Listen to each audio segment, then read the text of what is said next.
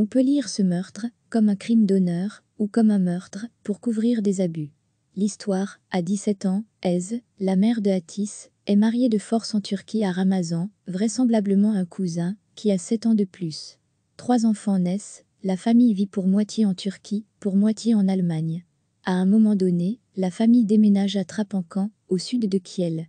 Le père maltraite sa fille aînée. Elle tombe enceinte. Il la bat à mort avec une clé à pipe. Il enterre le corps dans un garage loué. Au moment du crime, la mère est dans une station thermale.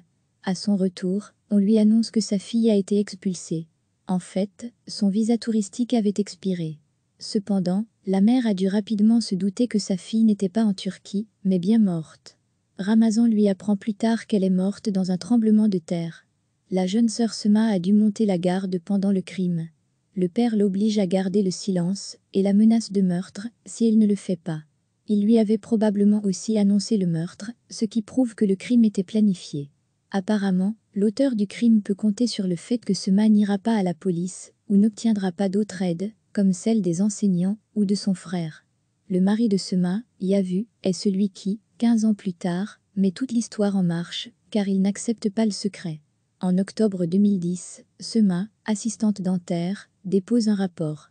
À la fin de l'année, des restes d'os et des dents sont retrouvés dans le garage.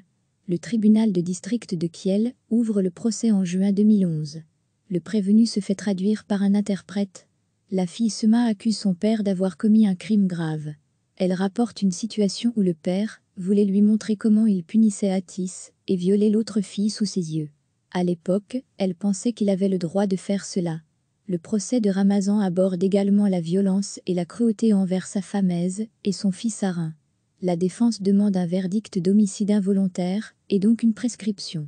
Ramazan, aujourd'hui âgé de 69 ans, devrait être condamné à perpétuité pour meurtre avant la fin du mois de juin.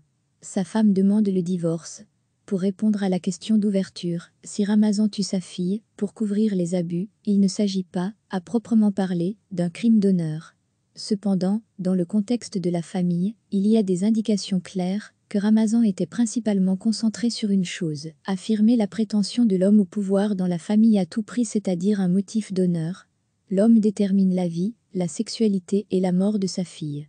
Merci d'avoir regardé cette vidéo et de nous aider à construire une grande base de données d'histoire sur les crimes d'honneur. Veuillez vous abonner à notre chaîne Crimes d'honneur sur YouTube.